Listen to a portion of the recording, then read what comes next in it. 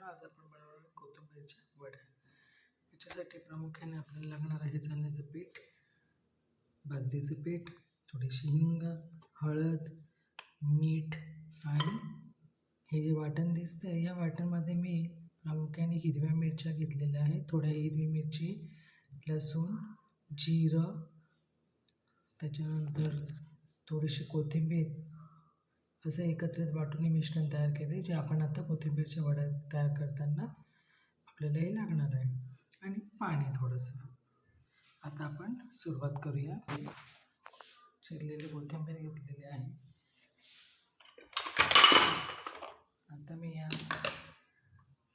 चण्याचं पीठ ॲड करणार आहे.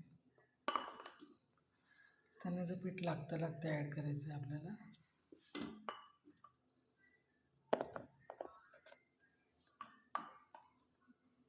असं आटा मेकरमध्ये शक्यतो थोडंसं असं मिक्स करून घ्या वर खाली.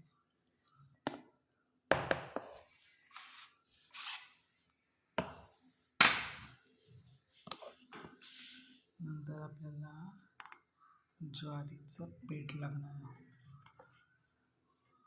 ज्वारी बाजरी दोन्ही आहे या पिठामध्ये मी मिक्स केलं आहे. बाजरीचं घेतलं तरी चालतं किंवा ज्वारी बाजरी मिक्स करून घेतलं तरी चालतं.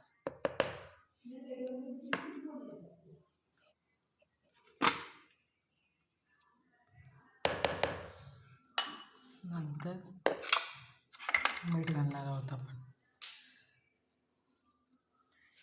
मीठ बरोबर अंदाजानुसार घालावं. नंतर याच्यात आपण थोडंसं हिंग घालणार आहोत. नंतर आपल्याला हळद लागणार आहे.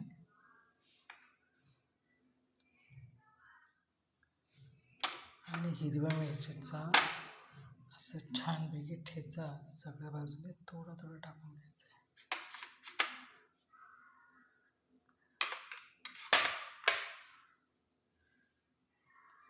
तिखट तुमच्या आवडीप्रमाणे घाला.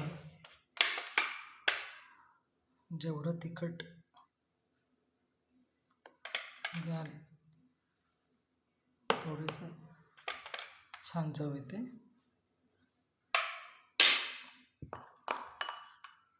आता आपण हे मिक्स करून घेऊया.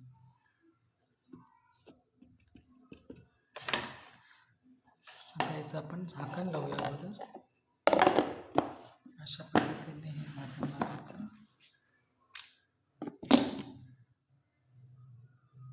आणि या आटा मेकरच्या साहाय्याने आपण त्याला मिक्स करणार आहोत.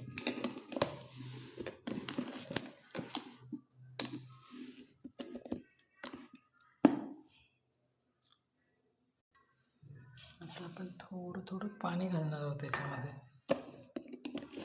आटा मेकरच्या याच्यात एक छोटंसं होल आहे, त्याच्यानंतर आपण पाणी घालून छान प्रकारे मिक्स करून घ्यायचं आहे.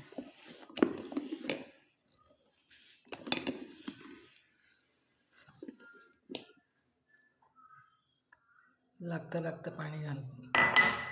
आटा मेकरमध्ये कधीच एकत्र पाणी घालू नये, म्हणजे सगळं पीठ पूर्ण ओलसर आपलं मिश्रित वाटण आहे ते पूर्ण ओलसर होऊन आपल्याला मग ते कोथिंबीरच्या वळवट्या करता येणार नाही. आता हे थोडं हलवून घ्यायचं आहे.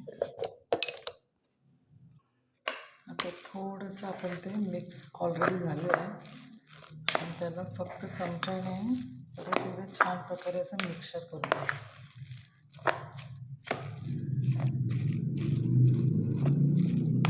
तुम्हाला वाटलं की याच्यात थोडंसं पिठाची आवश्यकता आहे तर तुम्ही ते ॲड करू शकता.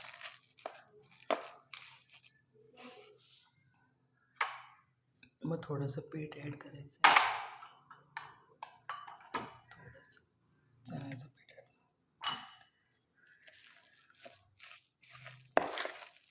अशा पद्धतीने आपण छान प्रकारे मिक्स करून घ्यायचं आहे.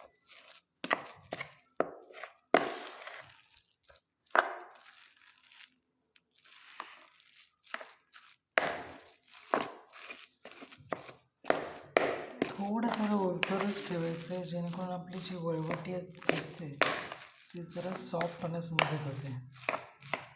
आपण जर जास्तच थोडं घट्टसर केलं तर मग त्या वड्या कोथिंबीरच्या वड्या कडक होतात. थोडंसं हलकंसं पाण्याचं थेंब टाकायचं.